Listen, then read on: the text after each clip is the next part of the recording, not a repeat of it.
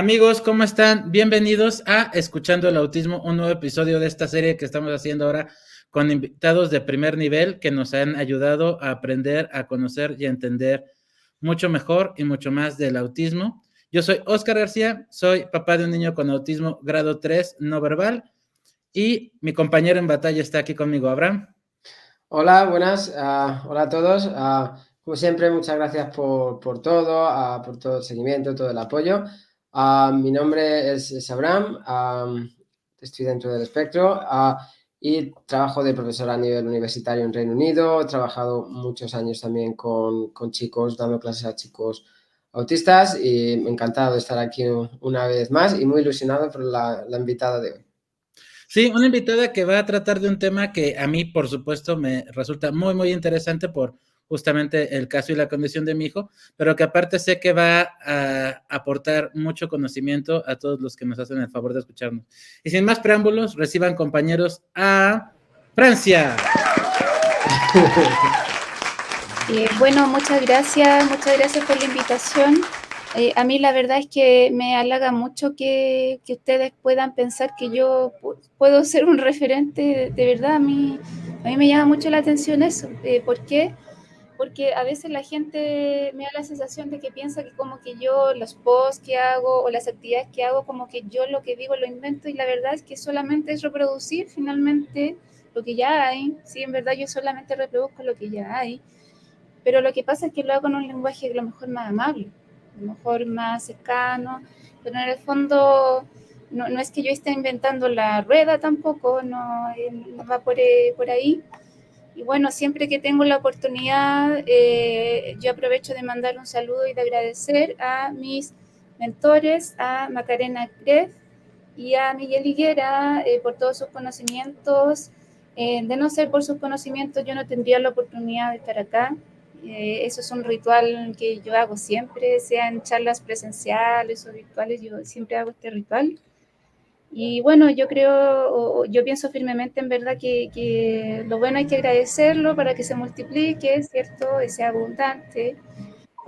Y, y bueno, yo soy Francia Castro, yo soy fonoaudióloga, en otros países le dicen logopeda o terapista foniatra, no lo sé, pero mi trabajo está más enfocado en lo que es la comunicación, porque como me he interiorizado en esta temática del espectro autista, entonces muchas veces la comunicación es parte de la definición del diagnóstico, entonces lo que transversalmente se va a ver afectado toda la vida, a diferencia del habla, porque hay chicos espectro autistas que hablan muy bien y a lo mejor ese es el problema, es que hablan muy bien y no siempre hay que hablar tan bien, hay contextos en que también uno debe aflojarse un poco y adaptarse a la audiencia. Entonces, eh, Esa parte la conozco muy bien. Esa parte de hablar muy bien y adaptarse a la audiencia me cuesta. Perdona, sí. es muy formales, somos muy formales. Eso la gente es como extraño. Oye, Francia, a mí la verdad es que yo soy comunicólogo de carrera, ¿no?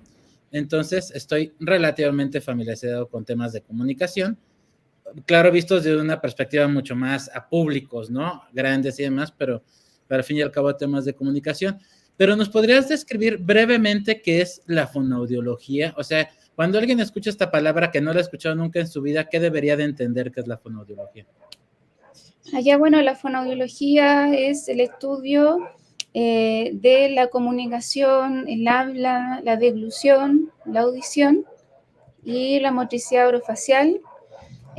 Son dimensiones bastante distintas, la verdad, son muy distintas, pero por eso es que en fonoaudiología hay distintas especialidades, uno se puede ir por determinadas líneas, pero si tuviésemos que converger todas estas funciones, tienen mucho que ver con el sistema estomatognático. El sistema estomatognático, por si acaso, tiene que ver con la musculatura masticatoria, la musculatura que tiene repercusión en el acto de tragar, por ejemplo, en el habla, ese tipo de cosas. Esto, a ver, si tuviésemos que decirlo visual, es como que esto es el sistema estomatognático, ya como que esto es el sistema estomatognático. Eh, y bueno, hay distintas líneas. Hay fonoaudiólogos que trabajan en hospitales cuando hay pacientes con secuelas de un accidente cerebrovascular. Son personas que pierden muchas funciones, dejan de tragar, dejan de alimentarse de una forma adecuada, pueden perder la comunicación y el habla, pueden tener dificultades a niveles cognitivos también. Eso es además un área de fonoaudiología. También hay un área que es la audición, donde nosotros realizamos terapia a las personas que están adaptándose a algún audífono o implante, o también calibramos audífonos, o hacemos audiometrías, evaluaciones auditivas. Otro ejemplo es la población infanto-juvenil, que en el caso se podría decir que yo trabajo mayoritariamente con niños y con adolescentes. Entonces ahí abordamos muchas veces lo que es la comunicación, funciones ejecutivas, lo que es el habla, si es que hay problemas en esa área. Otro aspecto es la motricidad orofacial. La motricidad orofacial tiene que ver con la musculatura de la cara, la musculatura masticatoria, la lengua y otro tipo de cosas.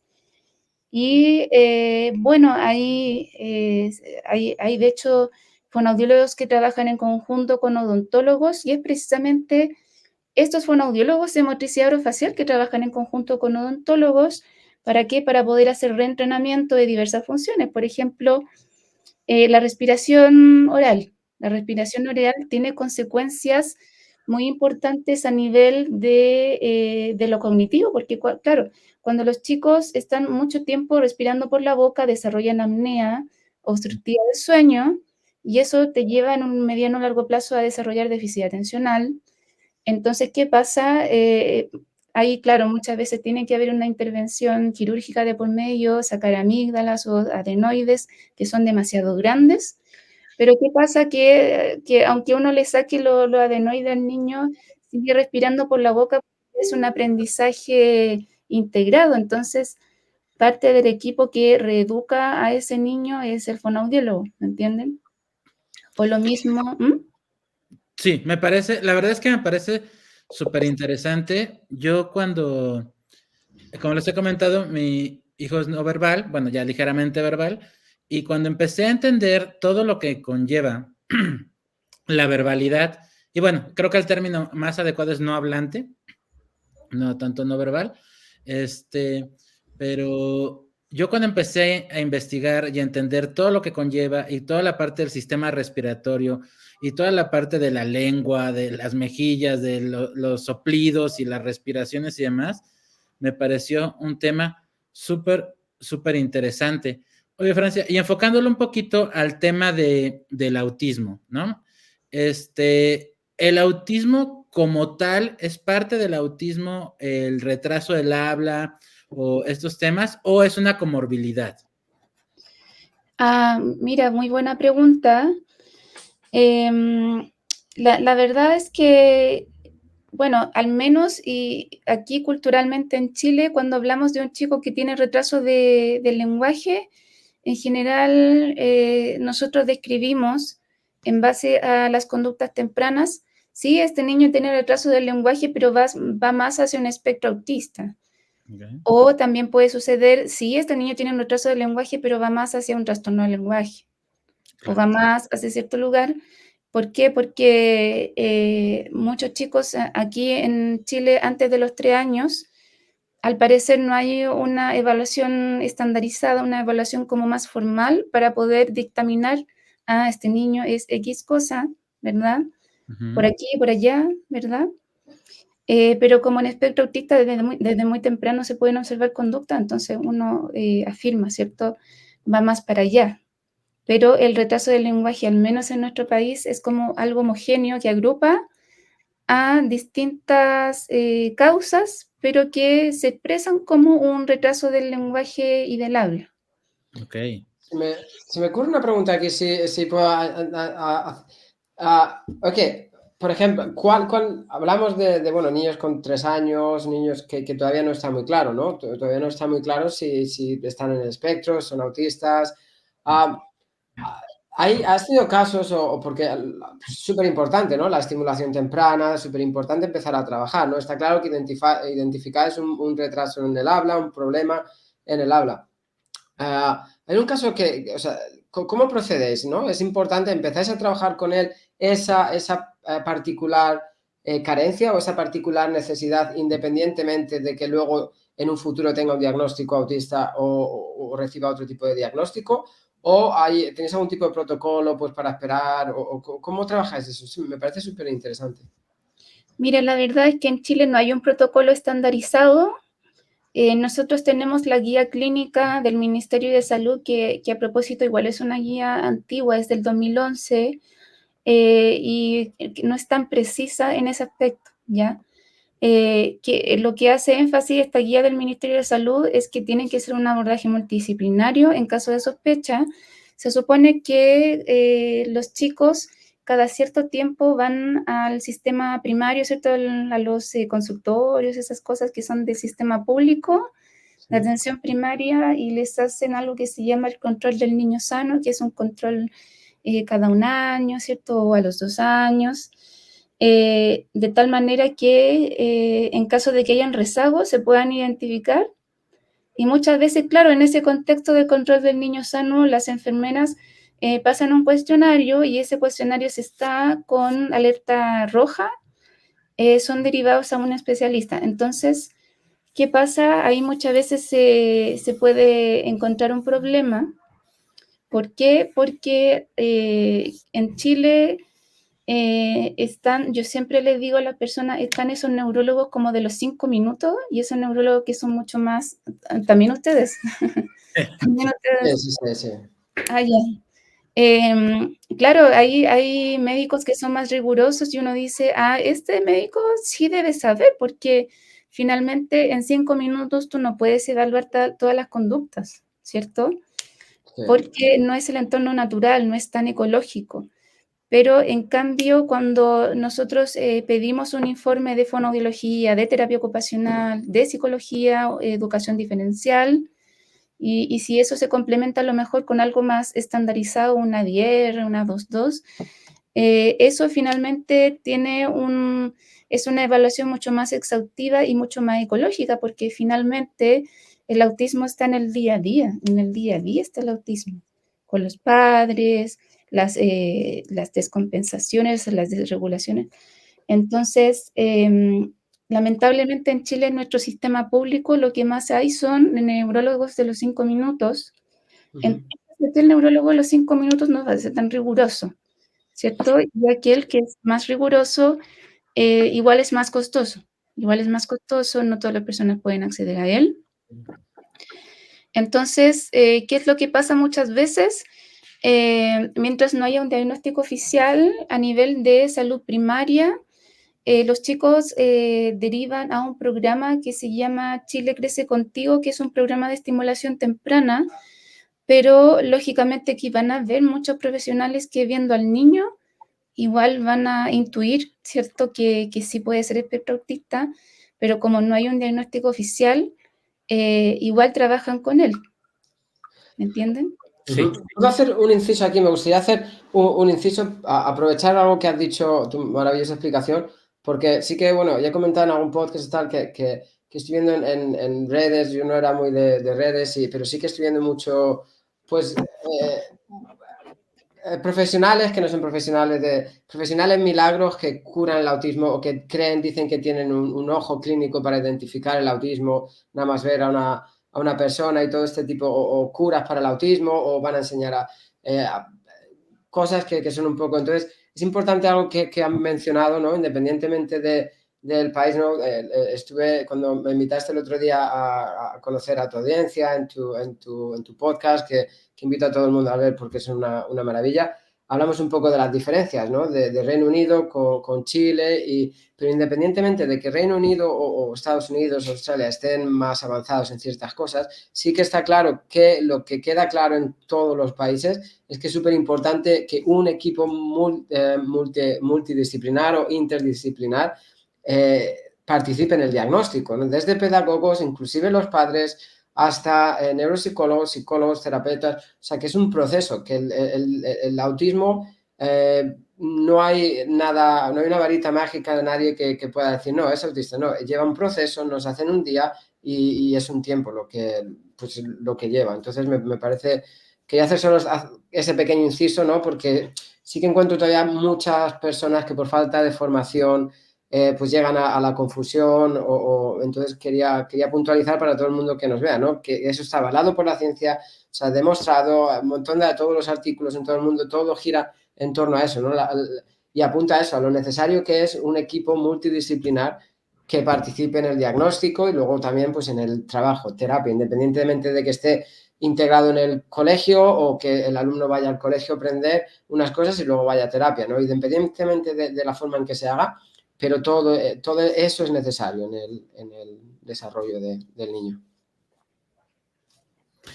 Sí, oye, Francia, pasando un poquito de este tema tan importante que están hablando, que es el diagnóstico, sobre el cual ya hicimos un podcast un poco en particular y hablamos de lo importante que es un diagnóstico correcto. Por ejemplo, en el caso de mi hijo, yo siempre he dicho, lo que nos hizo llegar a un diagnóstico fue la parte del lenguaje, la parte del habla, ¿no? Pero si León hubiera hablado, de todas formas seguiría siendo autista. Pero fue lo que nos llevó a darnos cuenta y a buscar un diagnóstico y una atención adecuada. ¿En qué medida es muy importante la atención en el tema de la comunicación, en el tema de la verbalidad, no solo oral, sino la intención comunicativa, que es como aparece en las evaluaciones? ¿Cuál es el nivel de importancia que tiene en la atención primaria a un diagnóstico de autismo? Ahí como que me confundí un poco. Parece que hay dos preguntas en una, algo de la comunicación por un lado y me Sí, lo o sea, repito. cuando te dan un diagnóstico, cuando te dan un diagnóstico de autismo, ¿qué nivel de importancia tiene la atención al tema de la comunicación, al tema de la verbalidad? Ya, entiendo. La verdad es que se supone que al ser uno de los síntomas nucleares es fundamental. Fundamental porque los dos síntomas nucleares, los intereses restrictivos, repetitivos y la dificultad en la interacción social que tiene que ver con la comunicación, ya hacer un criterio diagnóstico quiere decir que va a estar afectado siempre, ¿sí? Entonces, ¿qué pasa? Poder entender al ser humano desde la conducta y no desde el habla es un cambio de paradigma que no todos los profesionales tienen en su formación. Por ejemplo, en mi caso, yo cuando salí de la universidad, yo no salí con las herramientas para poder apoyar a un chico con autismo. Yo solamente salí con las habilidades para ver niños con trastorno del lenguaje, porque el habla está afectada.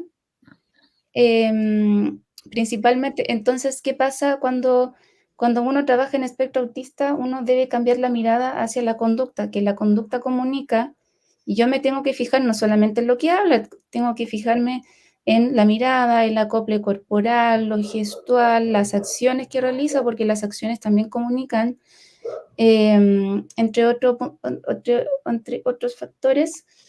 Entonces, sin hacer ese cambio de paradigma es muy difícil igual prestarle atención a lo que es la comunicación, ¿verdad? A ver, espérenme Sí, un poquito. Sí. pausa la grabación. Ahora. Claro, entonces, prestarle atención a la comunicación es precisamente fundamental, esencial, porque eso es lo que siempre va a estar afectando al espectro autista al ser uno de los síntomas nucleares. Pero eso o ello implica igual un cambio de paradigma, de formación. Y eso, ¿qué pasa? Igual yo no tuve la oportunidad, pero sí a lo mejor en otros países hay una mejor formación y hay desde más temprano hay esta visión.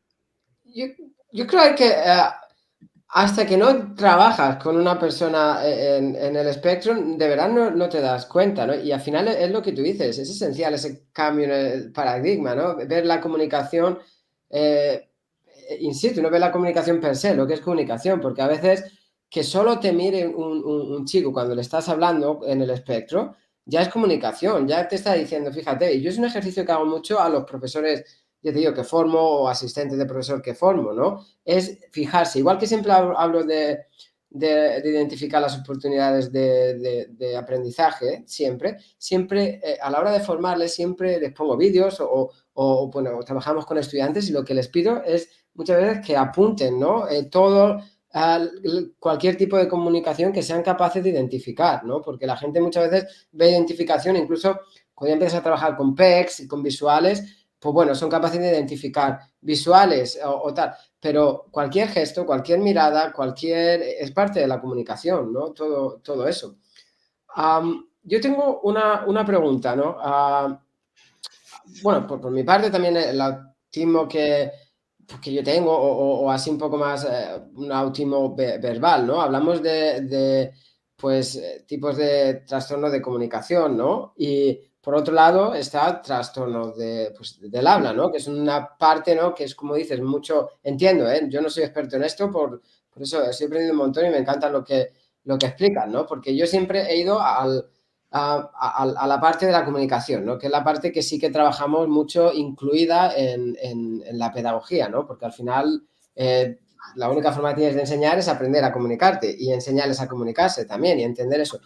Pero sí que la conexión un poco con el habla me cuesta un poco más, ¿no? Porque también cuando hablamos de trastornos de comunicación, ¿no? Pues de comunicación social, pues hablamos de colalias y todo eso, ¿no? Que es un poco, quizás en mi caso o en caso es un poco pues los trastornos que teníamos, porque mucha gente se piensa un trastorno de comunicación que no habla, no, es que hay muchos, ¿no? Y no sé el nombre de todos, no sé explicar todos ahora de memoria, tú eres la experta en eso, pero luego, por otro lado, entiendo los trastornos del habla, ¿no? Que es más enseñarles a fonología, ¿no? A poner la boca y todo eso, ¿no?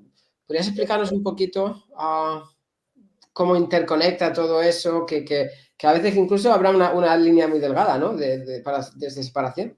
Ah, entiendo. Bueno, yo creo que para explicar mejor ese fenómeno hay que ir a las definiciones de habla, lenguaje y comunicación. Vamos a ir a esas definiciones porque finalmente el fenómeno concreto o físico está en función de las definiciones, ¿verdad? Entonces, el habla, se supone que el habla se refiere a ese acto, ¿cierto? Ese acto donde uno fona, ¿verdad? Porque hay activación de las cuerdas vocales, uno coloca el tracto de cierta manera, y cuando nosotros decimos una vocal hay un tracto abierto.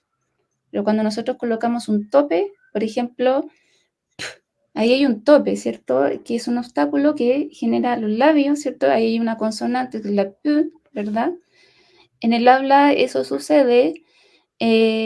Todo lo que nosotros tenemos en nuestra mente, que es la parte más fonológica, ¿cierto? La fonología tiene que ver mucho con lo mental, ¿cierto? Con el lenguaje más inerte, ¿cierto? Abstracto, y eso se va transformando en programaciones motoras que se traducen en un habla, ¿verdad? Pero, ¿qué pasa ahora con el concepto de lenguaje? El lenguaje es muy amplio y muchas veces culturalmente la gente toma como sinónimo el habla por el lenguaje y no es así. El lenguaje oral es sinónimo de habla.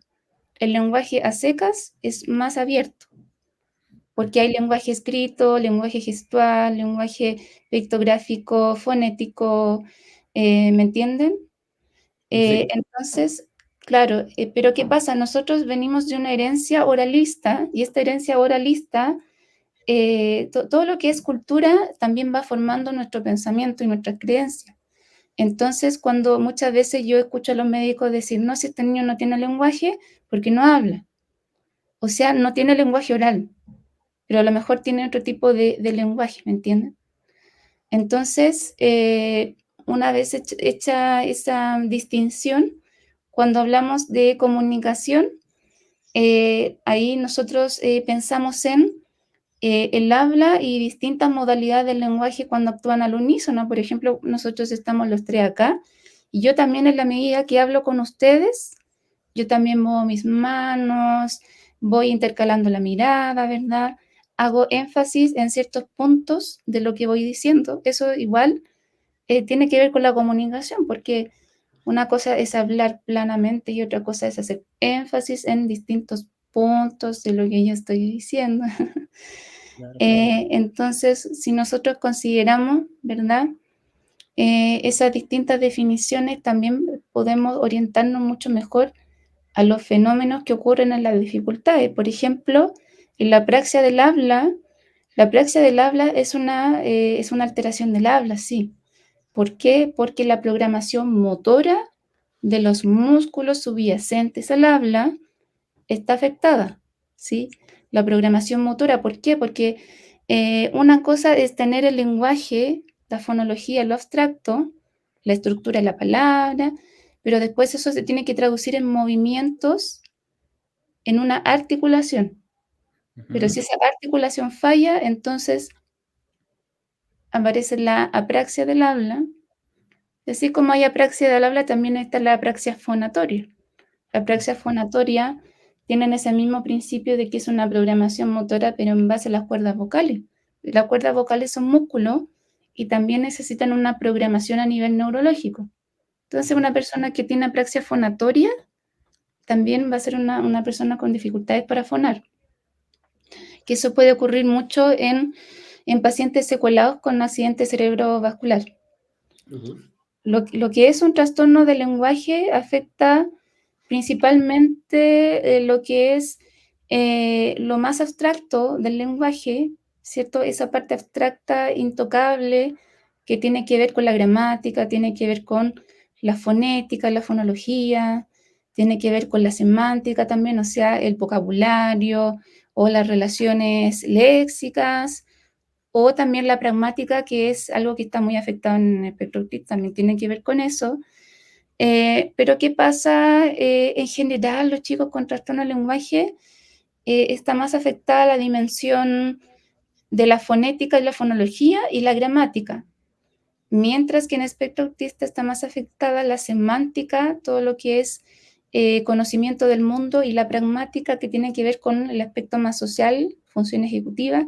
Entonces, por eso es muy distinto el perfil entre un chico con espectro autista y un chico con trastorno del lenguaje. Porque ahí la gramática y los sonidos del habla, cómo esto se va traduciendo en movimiento, eso en general está más afectado a los chicos con trastorno del lenguaje, pero tú ves que ellos son súper comunicativos.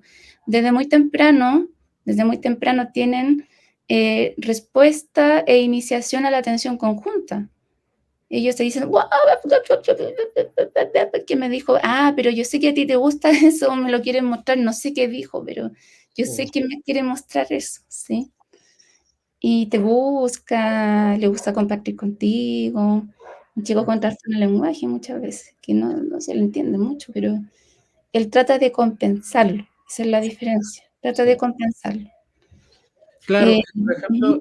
en los casos de niños con autismo, por ejemplo, en el caso de mi hijo León, también una característica es esta parte de que te toma de la mano y te lleva hacia la cosa en lugar de señalarla, ¿no? Por ejemplo, creo que es una de estas, ¿cómo se llama? Uso mecánico, creo que es el nombre que se... Aquí le decimos, disculpa, aquí le decimos instrumentalización. Instrumentalización, ajá. Entonces, es como esas características que tú dices dentro de los que están dentro del espectro, y entonces es como esta vinculación social versus alguien que solo tiene el tema de lenguaje, oralidad o musculatura y demás, en donde él sí te va a señalar, él sí te va a tratar de decir, igual y no le sale la palabra como es, pero hay un esfuerzo de intención comunicativa muy, muy, muy fuerte, ¿no? Claro, efectivamente es distinto. Y esto de instrumentalizar, ¿qué pasa? El aspecto cognitivo está afectado. Aunque a la gente le cueste creerlo, el aspecto cognitivo está afectado. ¿Por qué? Porque, ¿qué pasa? Los chicos, cuando tienen respuesta a la atención conjunta, yo, por ejemplo, cuando hacemos una tarea de respuesta a la atención conjunta, uno dice, mira, qué fantástico. Y el niño se espera que el niño mire hacia donde yo estoy apuntando, ¿verdad? Ujú. Y yo, para ello, eso requiere alguna base cognitiva, porque hay una línea imaginaria entre lo que yo apunto y el objeto en cuestión, y eso es pensamiento abstracto. Ujú. Pero ¿qué pasa? Muchas veces cuando yo he estado con chicos con espectro autista, Yo le digo, mira qué fantástico, y se quedan como mirando la mano. Se quedan mirando la mano, ¿qué está haciendo? Entonces, ¿qué pasa? El señalar tiene que ver también con un hito a nivel cognitivo, Ujú, y eso es lo que le pasa muchas veces a los chicos con espectro autista, que de a poquito uno trabaja en la terapia como la conexión con el medio, y ujú. cuando los chicos, por ejemplo, al menos así me enseñó Macarena, con estos chicos cuando trabajamos el señalamiento lo hacemos primero a corta distancia y después Oh, para ok, que, sí. para que ellos vayan comprendiendo que el dedo es una proyección, ¿cierto? Que va más allá de lo tangible, ¿me entiendes? Totalmente. Yo he visto mucho que muchas de las técnicas terapéuticas en general parten de ese principio, ¿no? Como de simplificar lo que es muy abstracto, ¿no? Llevarlo a su forma más simple y poco a poco irlo llevando a la forma más compleja, ¿no? O sea, Al final se trata de dividir, de pensar en pasos súper pequeños, ¿no? Al final, yo la parte pedagógica también, ¿no? Comunicativa que trabajamos dentro de la escuela y todo eso, al final es como, ves muchos profesores frustrados y dicen, es que no hace ningún avance, es que o padres, ¿no? Es que no ha hecho ningún avance. Pero se trata de dividir pasos, ¿no? Siempre pongo un ejercicio que me encanta, ¿no? Eh, por ejemplo, si estableces que al final, pues siendo un alumno, ¿no? El objetivo es que sepa hacer su inicial, por ejemplo, para que sepa firmar, ¿no? Y a lo mejor te pones un plazo de 3 meses y no es capaz. Pero claro, hay que ser capaz. A veces le dices a un profesor nuevo o a alguien que está formando a un padre, ok, ¿cuáles son los pasos, no? ¿En cuántos pasos puedes dividir el objetivo que es hacer una inicial, ¿no? Y a lo mejor te dicen, bueno, poner la inicial, una línea, luego, pero es que no, es que se puede dividir un montón de pasos. Primero, que el alumno entienda que te estás comunicando con él. Segundo, que entienda que le estás diciendo algo, una acción que requiere una respuesta por su parte. Luego, que reconozca el bolígrafo. Luego, que reconozca lo que es firmar. Luego, que la mano vaya al bolígrafo. Que el bolígrafo lo coja de una cierta manera. Que lo ponga encima del papel. Que trace una línea. O sea, cuando lo divides en un montón de estos pasos, el alumno, cuando en verdad empieza a progresar y tú eres capaz de enseñarle algo poquito a poquito y hay progreso, ¿no? O hay progreso. Bueno, pues ha aprendido 3 pasos, pero lo que tienes que tener claro es a ver cómo divides todo en pequeños pasitos, pues para llegar al objetivo final. Por lo que dices es exactamente igual pues en comunicación como en pedagogía y en todo lo que se hace con este tipo de alumnos, independientemente del grado de autismo, ¿no? Evidentemente, porque también los objetivos van a ser distintos, ¿no? En una persona, pues un poco más pues eso, de grado 1, que los objetivos van a ser distintos independientemente, ya no hablamos ni siquiera de grados, ¿no? Incluso de personas en el mismo grado, ¿no? Pero cada persona tiene sus propios objetivos y sus propias necesidades. Unos los tienes que dividir más, otros menos, pero es súper importante a hacer esto siempre. sí, y eso me lleva a una pregunta que yo tengo desde hace mucho, mucho tiempo. En el caso, por ejemplo, de León, y creo que es algo que le pasa a muchos chicos que están dentro del espectro. Él iba con los hitos del desarrollo muy bien, a la par de su hermana. De hecho, él empezó a hablar primero, tenía ya algo así como 15 palabras, 20 palabras, digo, no, igual y no perfecto, o sea, por ejemplo, tiene un primo que se llama Guille, pues decía Guille, decía agua, decía tete, ¿no? Decía chen para decir tren, o sea, tenía palabras desarrolladas y de repente se fue a cero, ¿no?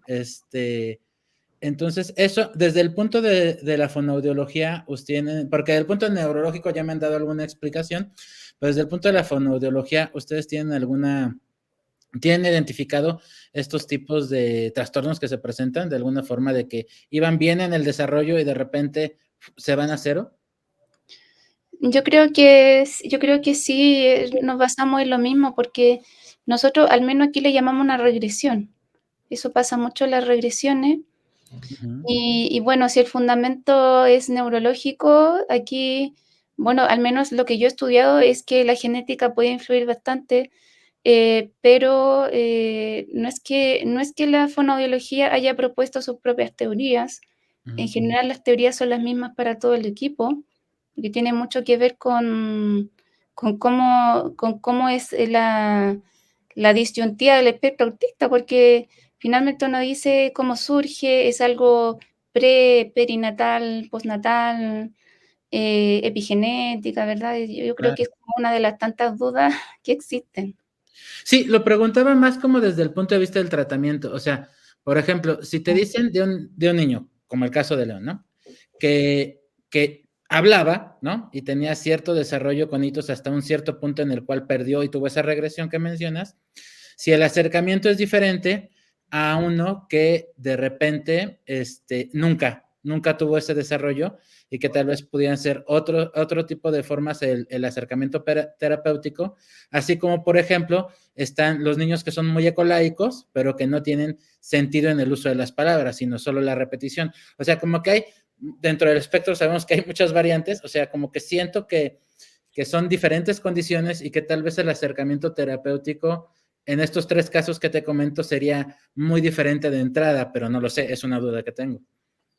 Ah, entiendo. Bueno, si el chico tuvo regresión, yo la verdad es que a lo mejor no lo abordaremos, la verdad es que no lo abordaremos como cuando era antes de la regresión, sino ya asumiendo la regresión, habría que abordarlo.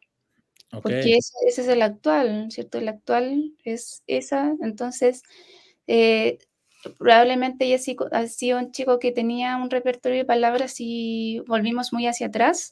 Uh-huh. Entonces, ahí es muy importante considerar el foco o el paradigma de la comunicación, porque si lo hacemos repetir palabras no va a pasar nada y vamos a estar mucho tiempo ahí haciéndolo repetir palabras y no vas a llegar a ningún lugar. Claro, porque no hay Y sentido de la comunicación. claro, exactamente. Entonces, bueno, algo que es algo que se da en espectro autista, el fenómeno de la dificultad de la imitación. Y la dificultad de la imitación explican Uh-huh. por qué les cuesta repetir palabras, porque dentro de, dentro de las habilidades de imitación, la imitación de palabras es una de las más complejas, es una imitación muy compleja. La imitación del habla es una de las más complejas porque la activación neuronal y cerebral es mucho más amplia porque hay varias funciones cerebrales que actúan al unísono.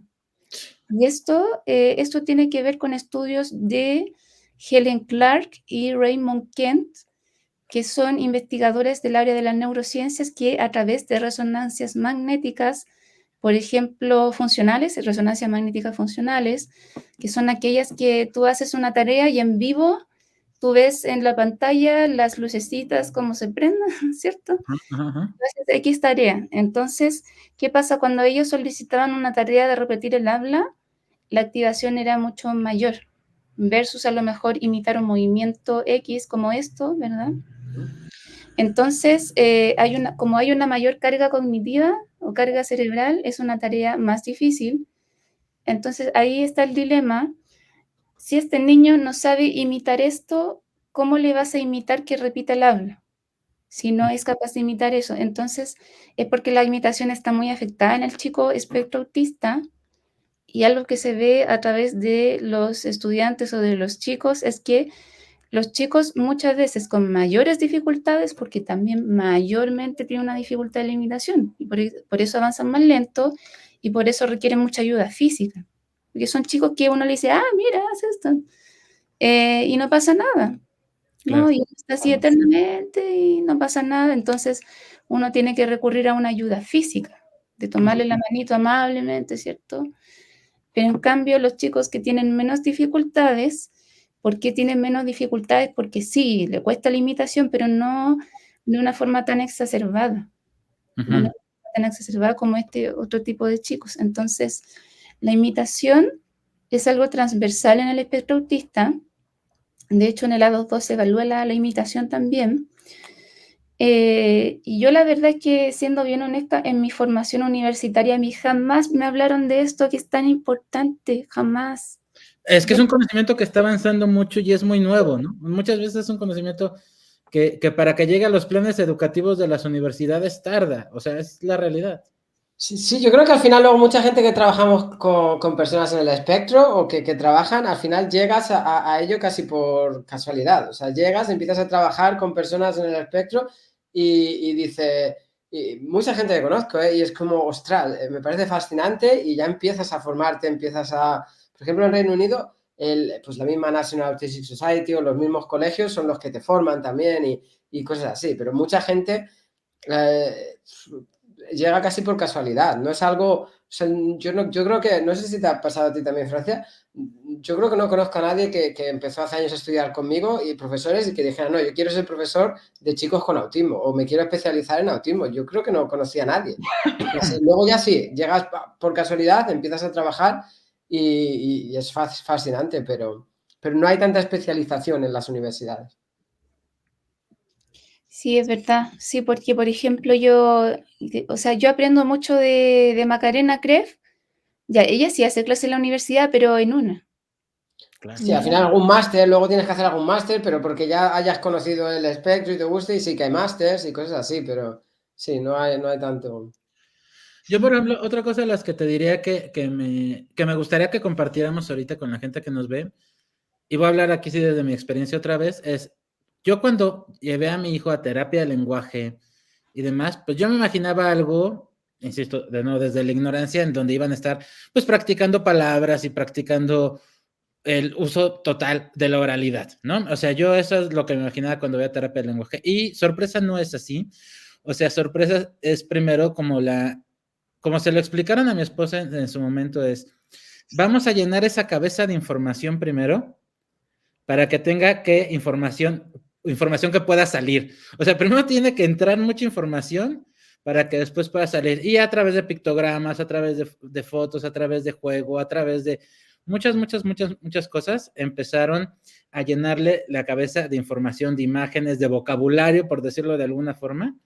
Y después, ya lleva poco más de un año en esa terapia y apenas estamos empezando en la terapia a ejercicios de expresar de forma verbal, ¿no? Y entonces yo creo que eso es algo que es muy importante porque también de la mano de esto yo he visto una profunda relación entre la adquisición de habilidades físicas y el desarrollo de su lenguaje o de su comunicación. Y a veces como que no entendemos que el cerebro se va desarrollando un poco así. O sea, por ejemplo, yo he visto una profunda relación entre que aprendió yo a saltar en dos pies. O sea, cuando aprendió a saltar en dos pies, como que tuvo un desarrollo a nivel cerebral importante. Y cuando aprendió a saltar para atrás, que eso fue apenas hace poquito, como que otra vez tuvo otro desarrollo importante. Y como que eso tiene que ver con todos estos aspectos de la maduración del cerebro. Y a veces cuando vemos a un niño neurotípico, pues vemos que el lenguaje se da de forma muy natural, ¿no? O sea, de una forma en la cual imita, ¿no? Aprende, llega y lo empieza a hacer y nos parece normal. Y cuando realmente nos detenemos a pensar un poquito, ¿no? Un poquito, que era lo que comentabas, en lo difícil, en lo simbólico, en lo abstracto, en lo preciso y complicado que es el uso del lenguaje oral, y bueno, en realidad de cualquier lenguaje, porque el lenguaje escrito también tiene un nivel de complejidad muy alto, nos damos cuenta de esta necesidad. Y yo te quería preguntar, o sea, ¿tú cuáles serían como los primeros pasos que se tienen que dar para la intervención terapéutica en un chico no verbal, para partir de un punto porque después podemos hablar de colaicos o de que tienen apraxia, otros, vamos, un chico no verbal, tendría un niño con diagnóstico no verbal, ¿no? 3, 4 años. ¿Cuáles serían los primeros pasos que tendría que tener su intervención? Igual eso es amplio porque igual cuando tú hablas de chicos preverbales, ¿verdad? ¿Por qué digo preverbales? Es que hay personas de la comunidad autista que no les gusta ese término no verbal, ¿ya? Ok. Pero de verdad, no, yo no tengo problemas con eso, no, yo no. Yo creo que lo bonito que hacemos aquí, hablamos de una parte científica, ¿no? Cómo se dice en ciencia y más que, si alguna vez hay que dar opinión, somos muy claros también, ¿no? Yo creo que es importante decir, es opinión personal, ¿no? Pero aquí puedes hablar de la forma como te sientas cómoda. Claro. Sí, yo la verdad es que con los términos yo no tengo ningún problema, pero sí, yo sé que hay personas en internet que sí generan mucha polémica en torno a este tipo de nomenclatura. Entonces, como a eso va, claro, cuando nosotros hablamos de chicos como no hablantes, ¿cierto? Preverbales, igual es un grupo muy heterogéneo, porque dentro de esos chicos que no hablan, Están los que tienen apraxia, los que tienen espectro autista, los que tienen espectro autista más apraxia, los que tienen a lo mejor hipoacusia y por eso a lo mejor no hablan.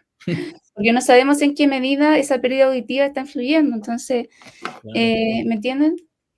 Ahora, si nosotros estamos pensando ya en chicos con espectro autista que no hablan, ya, a lo mejor ahí quizá lo tengamos más Más pequeño, ¿no? Claro, más identificado el grupo. Y ahí, o sea, entonces es muy importante la evaluación, ¿no? Muy importante la evaluación para poder saber rescatar este grupo y finalmente hacer una intervención adecuada, ¿cierto? Pensando en ese diagnóstico, ¿sí? Entonces, claro, si yo veo a un chico espectro autista, una de las cosas más importantes y bases es la imitación. Eso es muy importante, porque la imitación es la entrada al aprendizaje. Un chico que le cuesta imitar, le cuesta aprender en general. Aprender desde andar en bicicleta, vestirse, cepillarse los dientes, hasta la comunicación, porque todo es un aprendizaje. Bueno, Abraham sabe muy bien eso, que todo es un aprendizaje y tiene que ver con la autonomía. Entonces, la imitación siempre hay que trabajarla de forma transversal y bueno, ahí va a depender mucho de las habilidades, porque yo no voy a asumir que todos los chicos no imitan nada de nada. Por eso hay que evaluar primero la imitación. ¿Qué tanto imita, qué tanto no? Si es un chico que no imita nada, nada, nada de nada, nada, nada, no dice, hay trabajo por hacer, hay trabajo por hacer. Voy a aprovechar la coyuntura esta de la imitación que mencionas para hablar de un sistema que, bueno, he hecho algún entrenamiento sobre ello, en algún curso, perdona, es que me sale de un entrenamiento porque suena training en inglés y estoy ahora en esos días en España que mezclo tanto que puedo decir barbaridades. Vale, he hecho algún training sobre ello, me parece, porque hablas de la imitación. Ahora bien, a veces, ¿no? Yo siempre huyo mucho de todo esto, de todas estas estrategias centradas en el profesor, centradas, ¿no? Que el profesor es el que imparte conocimiento, ¿no? Aquí el alumno tiene que imitarme y todo eso. Hay un sistema, no sé si has visto Intensive Interaction, interacción intensiva, ¿no? Que es un programa muy... Me parece espectacular, no funciona para todos, pero hablamos de alumnos, ¿no? Pues con un nivel comunicativo muy bajo, ¿no? Alumnos pues preverbales, como dices, o no verbales, tampoco tengo problema con la nomenclatura, pero que incluso, pues típico, que con un poco la imagen que personas hace años tenían del autismo, ¿no? Típica persona que no se comunica, que está solo haciendo sus cosas en una habitación y todo eso. Y es algo que uso mucho, ¿no? No sé si tú has llegado a usar algo así. Yo sí, ya te digo, no soy el profesional en esto, pero el imitar, ¿no? Ser capaces nosotros también a veces para conectar con ellos. Yo siempre digo cuando si tú llegas a lo mejor a una clase, yo no creo que ni con neurotípicos, ¿no? Siempre tiene que haber un grado de conexión entre el profesor o la persona que va a trabajar con el alumno y el alumno, ¿no? Si no, no aprendes igual, ¿no? No vas igual de contento y no estás tan abierto a aprender si no tienes una conexión con tu profesor, por ejemplo. Pero claro, esto se acentúa mucho más, ¿no? Con las personas en el espectro. Si vas a hacer una terapia con ellos o si vas a enseñarles, primero es que confíen en ti, primero es que haya una conexión, es que confíen en ti y luego ya vamos a aprender, ¿no? Eso es algo básico, siempre. Y a veces con un alumno es al momento, con otros te lleva semanas y parte muchas veces de esa conexión es tú saber ponerte tú mismo a su nivel comunicativo, ¿no? Entonces, Intensive Interaction lo que hace mucho, no sé, con este tipo de alumnos, no, primero, si están pues, sentados en el suelo y todo eso, pues sentarte, ¿no? Que estén a la altura de los ojos, ¿no? Y empiezan mucho con la imitación también por parte de la persona que trabaja con ellos, ¿no? Yo lo hago mucho con algún alumno, ¿no? Se comunica, sabemos alumnos preverbales, ¿no? Que, por ejemplo, un sonido ese, ¿no? Pues tú llegar a conectar con él y empezar, no sé, utiliza mucho ese tipo de cosas, ese tipo de comunicación, porque ahí se produce comunicación, o sea, sabemos que para que se produzca comunicación, pues hay un emisor, hay un receptor, hay un feedback, ¿no? Tiene que haber feedback, tiene que haber conversación, tienes que recibir un feedback por parte del otro. Entonces, lo que trabaja esta técnica es que el alumno se da cuenta de, o sea, hace ese sonido y recibe algo por tu parte, que es un sonido igual, ¿no? Entonces trabaja todo este tipo de cosas de imitación y es algo que utilizo mucho de manera no a tu nivel profesional, evidentemente, porque no es mi ámbito, pero que me he dado cuenta que funciona. Entonces, me parece súper importante esta parte de la imitación, porque dentro de la imitación hay comunicación. O sea, al final, que el alumno es un feedback, ¿no? Haces así, levantas la mano y que el alumno levante la mano, se ha dado cuenta que tú te estás comunicando con él, que quieres que levante la mano y él, el feedback es levantar la mano, ¿no? Entonces, me parece súper interesante. No sé si, ¿qué opinas sobre todo eso? O si me puedes aportar algo y aprender más. Bueno, lo que opino es que sí, eso se puede dar.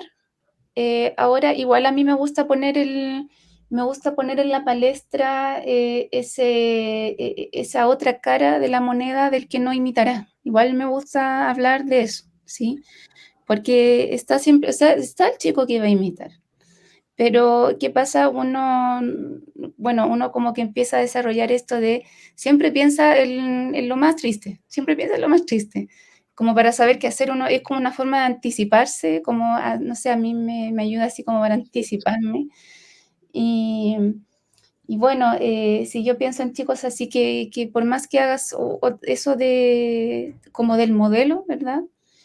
Y en general la idea es no ser el modelo, porque muchas veces, ¿qué pasa? Igual es una herencia cultural del adultocentrismo ser el modelo siempre, no que ellos sean el modelo, ¿verdad? Sí, por eso, a eso me refería, ¿no? Que a veces somos nosotros, para enseñar ese tipo de cosas, somos nosotros los que tenemos que empezar, que imitarles para que ellos, ¿sabes?, enganchen y haya un poco de interacción, se produzca ese tipo de interacciones, ¿no?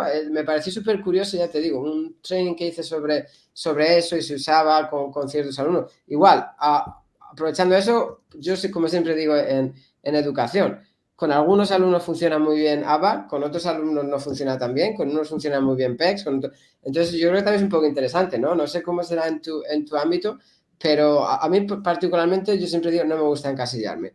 O sea, con algunos alumnos igual funciona mejor pues un tipo de clases más conductistas, incluso que sean adultos, con otros son mejor un poco humanistas. Supongo que pasa igual, ¿no? ¿Cómo es en tu ámbito? Si puedo hacer un inciso antes de que contestes, o sea, me refiero, para que quede claro, ¿no? Para los que nos ven y tal, o sea, no lo he usado a un ámbito terapéutico, ¿vale? O sea, nosotros en Reino Unido nos hacen muchos entrenamientos, como suena, muchos cursos para aprender distintas técnicas y luego, que es por lo que nos interesa, lo que nos gusta, ¿no? Cuando hacemos este podcast. Pues eso, aprender muchas cosas para que luego los padres puedan usarlo a una manera más básica en el día a día, ¿no? Porque a lo mejor cualquier cosa que decimos de que hemos aprendido de un curso u otro, les funciona, ¿no? Entonces, es un poco lo que hacen, es un poco lo que comentaba Oscar, ¿no? De llenarnos el cerebro a los profesionales para aprender de muchas cosas y luego usar todo lo que usamos. Entonces, por eso te preguntaba la pregunta, porque no lo he usado, pues, evidentemente, a un nivel terapéutico, ¿no? Es más pues para conectar con ciertos alumnos para ganarme esa confianza que es tan necesaria. Entiendo. Mira, la forma en que yo trabajo no la comparten, al menos aquí en Chile, no todos los profesionales van en esa línea, pero yo no me quedo sola con los niños. Los papás hacen cosas conmigo, yo les mando a hacer cosas. Que los papás hagan cosas, yo les puedo dar algún ejemplo, ¿sí? Pero a los papás yo siempre les hago preguntas, trato como como se dice en Chile, de pillarlos, ¿ya? Como de pillarlos, así como ¿qué va a responder? Yo voy a preguntarle esto, ¿qué va a responder? Me gusta que ellos ejecuten mucho porque la memoria procedimental es, cuando se registra en el cerebro es muy efectiva. ¿Por qué la memoria procedimental es tan efectiva, la memoria de los movimientos? Porque cuando lo ejecutas nunca más lo olvidas. Sí. Pero en cambio, cuando tú le haces una explicación oral a un adulto, se le puede olvidar. Sí. Pero cuando hace y él ejecuta, eso lo interioriza de forma más efectiva. Entonces, por eso uno aprende a andar en bicicleta una vez y no se olvida, porque es una memoria procedimental, secuencias motoras. Sí. Entonces, yo me he dado cuenta que cuando los padres aprenden este tipo de tareas, o yo les doy la oportunidad de que hagan tareas conmigo, entonces lo ejecutan y yo me voy con mayor confianza porque yo sé que en la semana lo van a hacer. No es que yo me quede sola con el niño, porque como ellos viven con el niño, yo mañana me puedo morir, ¿cierto?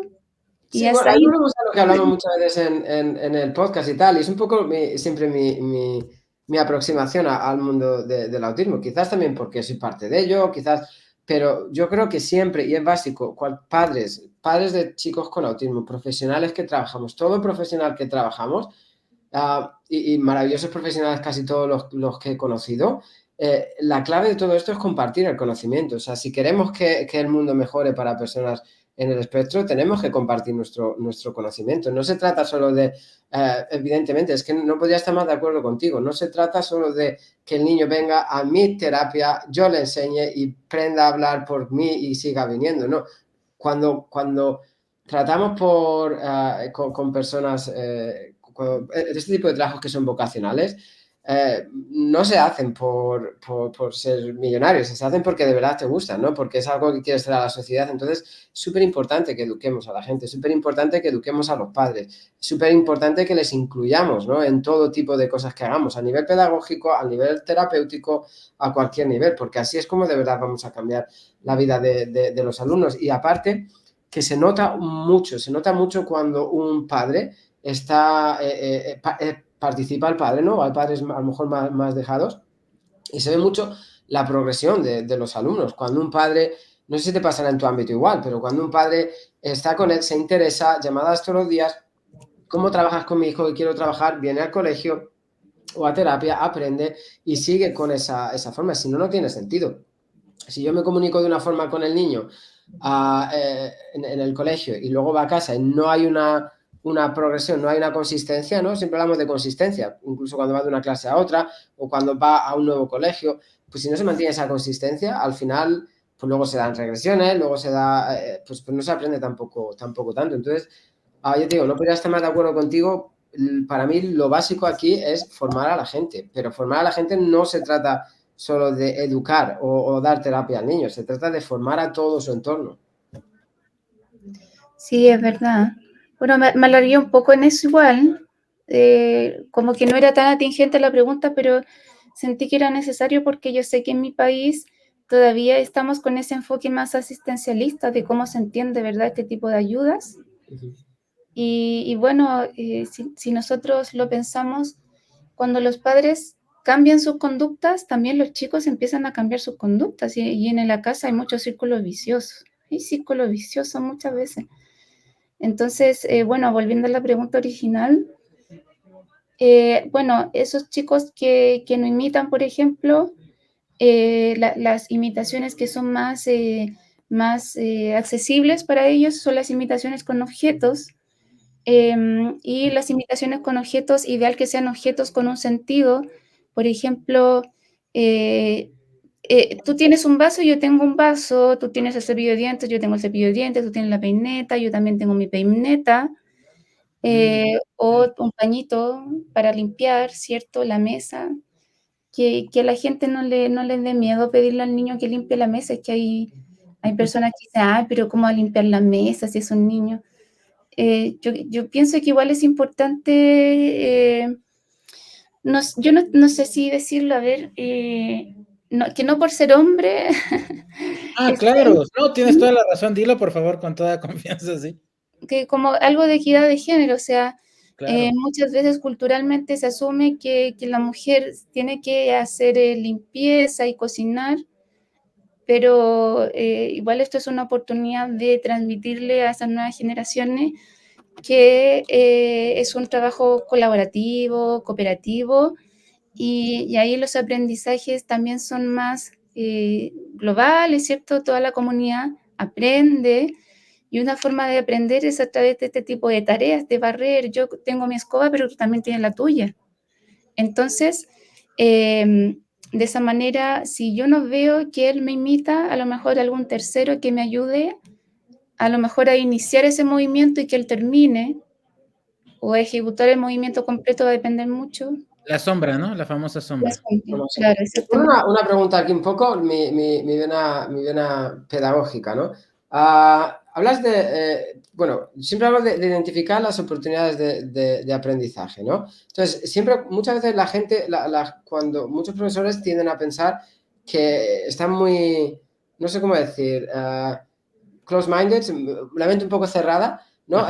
La forma de aquí, pues bueno, para aprender matemáticas, pues hay que ponerse en una mesa, contar palitos, contar no sé qué, con un abaco.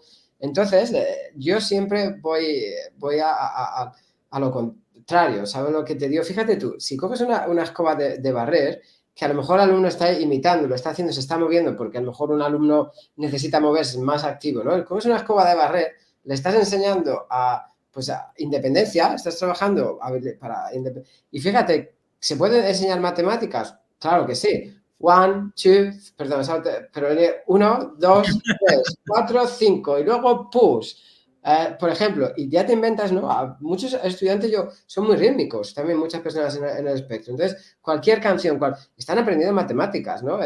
O coges una escoba grande, pequeña, ¿no? Big, short, o todo este tipo de cosas, y lo haces escapando un poco de lo que es la clásica clase de matemáticas, al final, adaptado al alumno. Supongo que es un poco lo que tú dices, ¿no? Que usado de esa forma, al final puedes trabajar comunicación perfectamente barriendo o haciendo la cama, o al final la comunicación no es solo ir al fonoaudiólogo y media hora o una hora a la semana a trabajar comunicación y una hora al día con tus padres usar PECs o cualquier método. Al final la comunicación, supongo que lo ideal es trabajarla todo el día, ¿no? Claro, efectivamente, que sea algo más ecológico, ¿cierto? Que sea más ecológico, que vaya siendo más natural, ¿cierto? Y como tú muy bien dices, a través de ese pequeño acto puedes integrar más de un objetivo perfectamente, puedes integrar más de un objetivo y además es funcional, es funcional. Sí, No es lo que algo- yo creo que pasa aquí como padres, perdón, lo que yo creo que aquí pasa como padre, o lo que por lo menos creo que nos pasó a nosotros en su momento, es que cuando te enfrentas al diagnóstico, ¿no? Y te enfrentas a una no respuesta de parte de tu hijo, te intimida la interacción en cierta medida. ¿No? Estás acostumbrado a que, en mi caso, pues hagan cuates, bueno, mellizos, y entonces a uno le dices, ven, vamos a jugar, e inmediatamente va y va a jugar contigo, ¿no? Y cuando le dices al otro, no tienes una respuesta, y eso te genera un dolor, o sea, eso de forma automática te genera un dolor, y necesita uno entender que tienes que naturalizarlo, por decirlo de alguna forma, ¿no?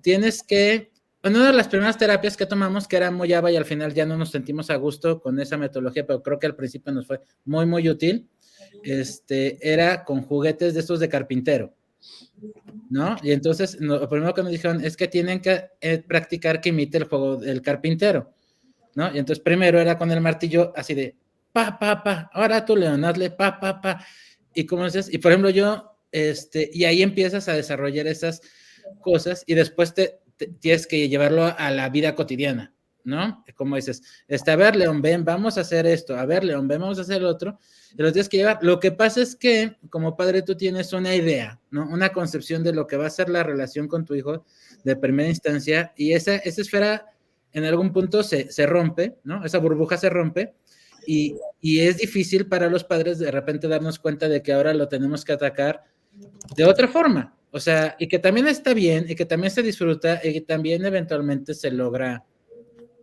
una interacción más común o más esperada como lo tenías, pero no va a ser desde la primera interacción, o sea, va a ser a la 10, a la 100, a la 1000, no lo sé, pero sí es un proceso de aprendizaje y sí se logra. Bueno, por lo menos yo lo que experimento es que siempre se logra, solo es una cuestión de dedicación. Sí, volvemos un poco a eso, ¿no? A que como profesionales tenemos que ser muy cuidadosos con lo que decimos, ¿no? Siempre he avalado pues, prácticas basadas en evidencias y por la ciencia y todo eso. Tenemos que ser muy cuidadosos con lo que decimos, pero tenemos que decir, tenemos que hablar, tenemos que educar. Y para mí, personalmente, yo lo que opino siempre es gran parte de, aparte que nos facilita la vida, nos facilita mucho la vida cuando educamos, cuando hay unos padres que entienden por qué lo haces, cuando gran parte de nuestro trabajo es educar a la gente, incluso enseñarles, ¿no? Yo ofrezco a muchos padres, claro, porque al final me pongo a hablar de artículos académicos, me pongo a hablar de ciencia y todo eso, y suena a papel mojado, ¿no? Porque al final, no papel mojado, pero suena chino, ¿no? Dices, vale, al final...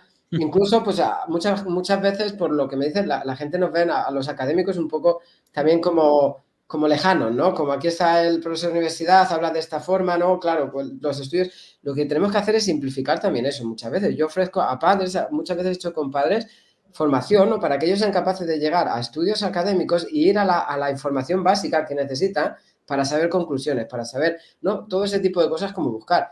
Todo eso es parte de formación, ¿no? A unos padres a unos niveles, a otros padres a otros, pero que no tengan que venir siempre a ti, ¿no? Que ellos puedan sacar sus propias conclusiones, que ellos sean... Porque al final les empoderas también, ¿no? Para ellos sentirse más cómodos con lo que hacen, ¿no? Yo he escuchado a muchos padres, al ir un poco lo que decías, Óscar, que también tenían un miedo, ¿no? De no hacer algo peor, que fuera en detrimento del aprendizaje de su hijo por la falta de conocimiento.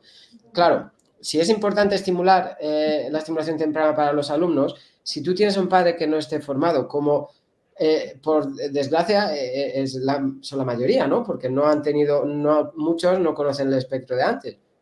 Si tú tienes a un padre no formado, cuanto antes le formes, es equivalente a la estimulación temprana del alumno, ¿no? Cuanto antes formes al padre, porque si tú tienes un padre que no entiende el espectro en 5 o 6 años, fíjate tú, si has perdido 5 o 6 años también de estimulación para el alumno.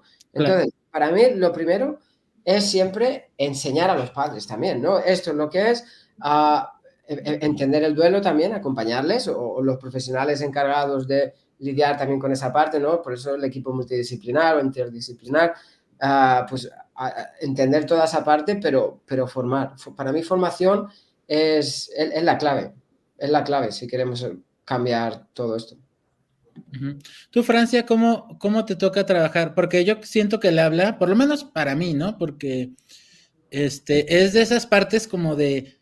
Es muy importante porque es bien difícil imaginarse la vida sin habla, pero después está la comunicación aumentativa, que es una buena alternativa, pero seguro no conoces de eso porque nunca lo habías escuchado en tu vida, pero al mismo tiempo, si tiene otras dificultades como sensoriales o alimenticias, tal vez son prioritarias, pero, o sea, ¿cómo lidiar con ese balance de cuál es la importancia de la fonoaudiología en el desarrollo, digamos, de los autistas, pero también en las prioridades del padre de que le expliques, a ver, ahorita necesitamos hacer esto antes de que tu hijo tenga la posibilidad de empezar a hablar? Sí, eso es complejo, es complejo y tristemente tiene mucho que ver también con la educación de la familia. O sea, aquí hay que decirlo, las personas que tienen menos educación, muchas veces siento que son más close-minded, que son como muy así, Cerraditos. claro, son tercos y uno les dice, si usted quiere hacer el niño repetir, va a pasar 1.000.000 de años y no va a pasar nada. Entonces van a preferir muchas veces a ese fonoaudiólogo que es lo que ellos buscan, ¿cierto? Entonces, yo hoy en día ya no insisto tanto como antes, yo a lo mejor antes como que era muy insistente, pero hoy en día ya no lo soy tanto. Siento que aquella familia que se va a abrir lo hará, y aquella que no, por más que uno la argumente, no lo hará, ¿cierto? Por más que uno se esfuerce. Entonces, bueno, ahí algo que muchas veces, y tristemente, algo por lo que muchas veces la gente conecta es el tema de conductas disruptivas. Claro. A mí esto me da tristeza porque yo hablo de conductas disruptivas, ¡ay, wow!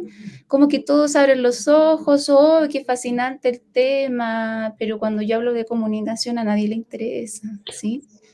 Bueno, pero es que la comunicación juega un papel crucial en las conductas disruptivas, ¿no? Los challenging behaviors, que me gusta, comportamientos retantes, ¿no? Es un papel crucial. Muchas de los comportamientos, se llama challenging behaviors, retantes, pasan por esa falta de comprensión, ¿no? O falta de ellos poder expresar sus necesidades, ¿no? Yo siempre pongo un ejemplo muy gráfico a los padres y a la gente que formo, ¿no? Digo, imaginaros que todos los días, ¿no? Nos cuestan mucho a las personas con autismo los cambios, ¿no? Y el predecir cosas, ¿no? Pues tú imagínate, claro, los martes tú sabes que vas al colegio, viene a recogerte un conductor de autobús, la persona que va contigo en el autobús para llevarte al colegio, va siempre por tu calle, sabes por qué calle vas todos los días, tienes tu rutina establecida y todo. Ahora, te levantas un día por la mañana con un dolor de muelas, ¿no? Porque digo dolor de muelas porque es algo que todos hemos tenido y sabemos lo malísimo que es. Te levantas por la mañana un día con un dolor de muelas increíble. No tienes la habilidad de comunicarte, o tu madre no entiende, o tu padre, de cómo que te estás comunicando de que tienes un dolor de muelas increíble. Por lo tanto, no puedes tomar una pastilla. Ahora, te vas a montar al autobús y viene una persona que no conoces porque tu acompañante se ha puesto malo. Encima hay una calle, vas por la calle todos los días, la misma calle, y hay una calle cortada, se mete por otra. No sabe, una persona desconocida, no sabe dónde te está llevando.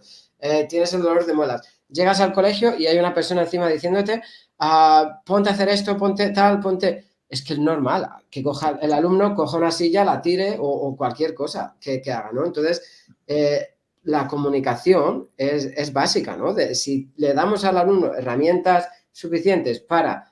Incluso hay las zonas de regulación, un método, ¿no? Pues que el alumno entienda las emociones, trabajan por colores, hay muchas, ¿no? Pero si le damos las herramientas para el alumno, sea capaz solo de apuntar a algo y que eso signifique no me encuentro bien hoy, ahí ya podemos investigar. A lo mejor la solución ese día es quedarte en casa, vamos a investigar qué te pasa o ¿sabes? Todo este tipo de cosas. Entonces, yo creo que comportamientos retantes no se entienden sin explicar la comunicación. Claro. Sí, sí, eso a mí me da un poco de tristeza porque ¿qué pasa si es desde el punto de vista del niño de tratar de empatizar con él? La gente como que no conecta mucho. Pero si es desde el punto de vista de las conductas retantes, como dice Abraham, ay, como que ahí sí, ahí yo estoy interesado, porque cuando el chico tiene conductas retantes, no me deja hacer mis cosas, entonces ahí es Me importante. rompe la mesa Sí, claro. Uf, qué difícil, pero la verdad es que es cierto. Y creo que una de las mejores alternativas que se tienen en este sentido es la comunicación aumentativa. ¿Tú trabajas con comunicación aumentativa o se direcciona del fonoaudiólogo a otro especialista, como los PECs? Lo que pasa es que aquí en Chile los fonoaudiólogos hacen las capacitaciones del PEX. Ok. ¿Y cómo, o sea, por ejemplo, es muy sabido que hay mucho mito de que la gente luego no quiere usar PECs porque tiene esta idea malograda de que si usa PECs ya no va a aprender a hablar, ¿no? Vale. Háblanos un poquito de eso. O sea, ¿por qué la comunicación aumentativa sí es una muy buena herramienta o por qué no lo es? Dado que tengas esa opinión. ¿Y cómo se trabaja eso con los padres para entenderlo? Bueno, yo cuando les explico esa parte, yo hago el dibujo del cerebro, y bueno, yo ahí comento lo complejo que es el habla. Yo rayo con un plumón, lo coloreo para mostrar que es una activación muy, muy grande, ¿cierto? De zonas cerebrales. Entonces, yo les comento a los padres que cuando nosotros usamos sistemas de comunicación, nosotros igual coloreamos harto, igual coloreamos muchas zonas que tienen que ver con el habla también, porque el habla también actúa todo lo demás. Claro. ¿Cierto? Hay fonología, fonética, semántica, pragmática, todo eso actúa, y en un sistema de comunicación también. Lo que pasa es que hay, no quizá en la misma manera que él habla, pero sí es un aproximado, entonces eso ya es una estimulación cerebral. Claro. Yo cuando yo estimulo el cerebro, ahí yo voy adquiriendo más habilidades.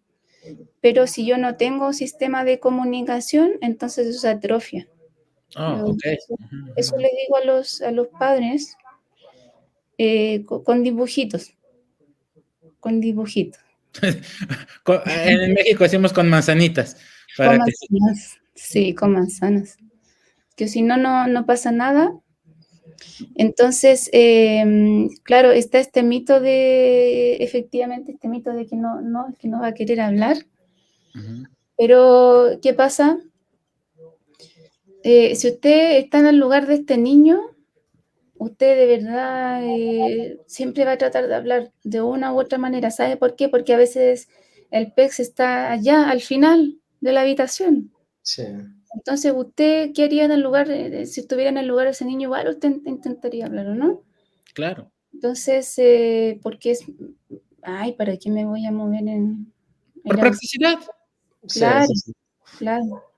Siempre el habla es más fácil. O sea, no, perdón, no es fácil, Ujú. sino que puede ser más accesible a lo mejor que algo que Más está a mayor inmediata, distancia.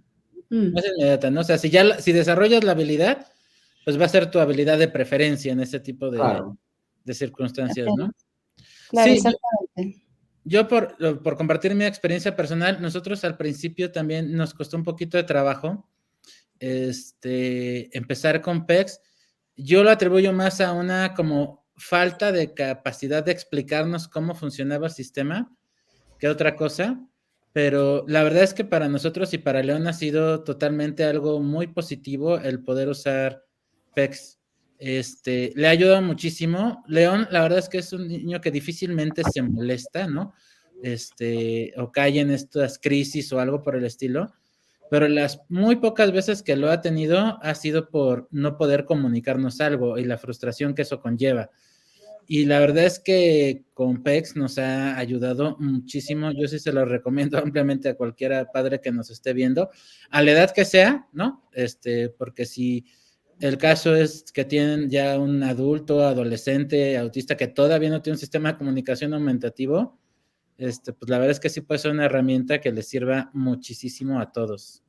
Aquí, si puedo, puedo también la parte para hacer otro inciso y puntualizar, ¿no? Es efectivo también porque es una práctica basada en evidencia científica también, ¿no? Por eso podemos decir también que es efectivo.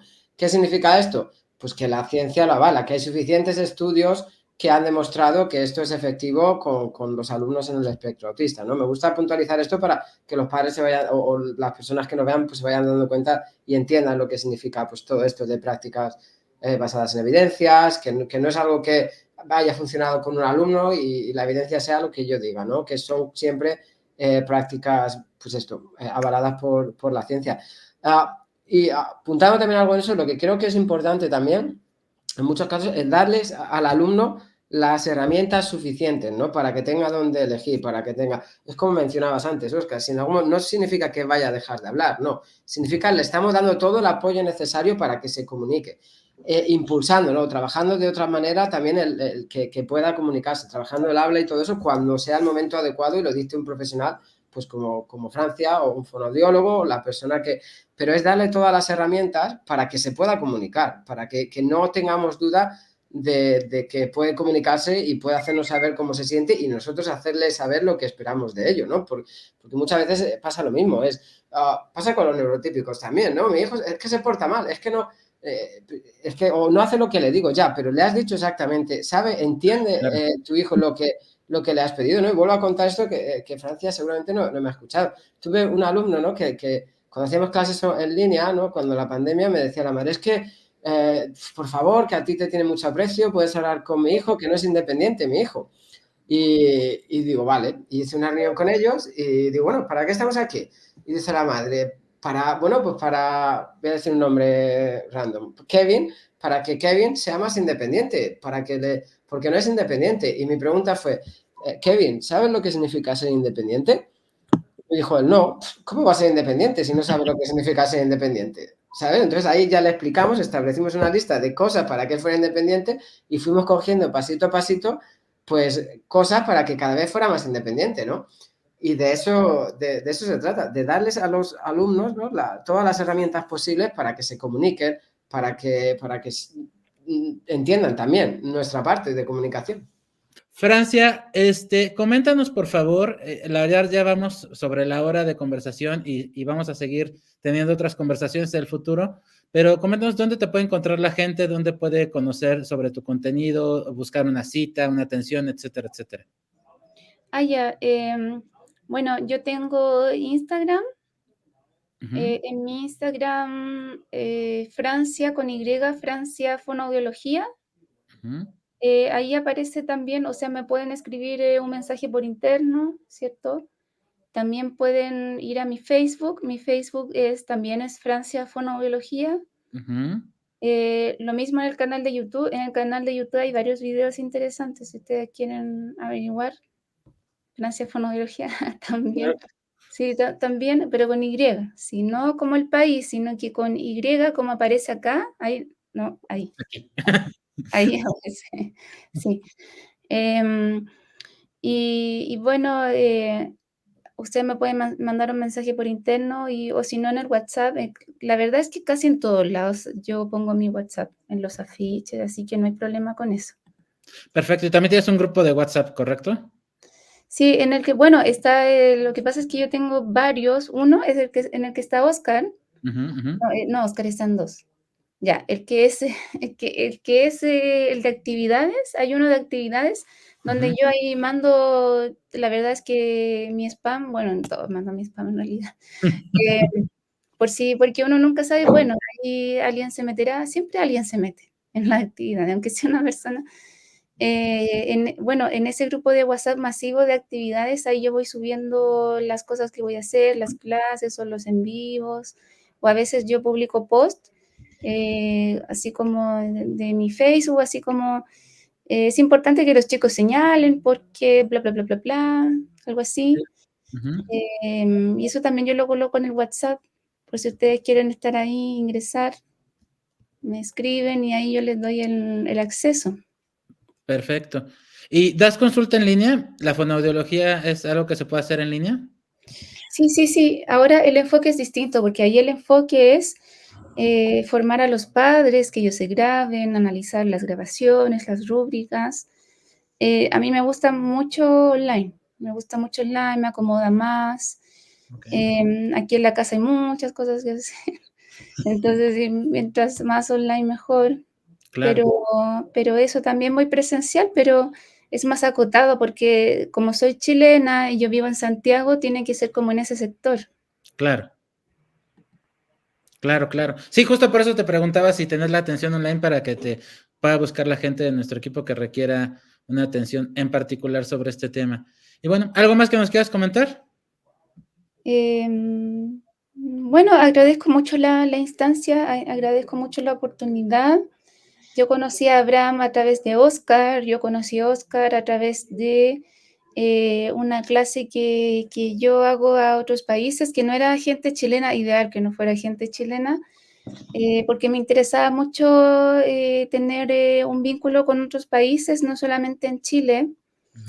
Y bueno, de ahí que Oscar hizo el nexo y yo por eso también en la clase pasada aproveché de agradecerle tanto, porque eso increíblemente uno hace actividades y uno no piensa que se pueden abrir más cosas o no, más actividades. Claro. Ha sido muy afortunado para nosotros también tener la oportunidad de contar con alguien como tú en este podcast y que esperemos que sea algo que se siga dando cotidianamente. Abraham, ¿alguna última pregunta para despedirnos? No, darte las gracias y nada, ya te digo que me quedo con muchas ganas de seguir aprendiendo de ti y colaborando.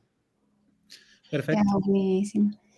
Así que los dejo, chiquillos. Los dejo, los abandono. Que tengan muy buenas fiestas de Navidad.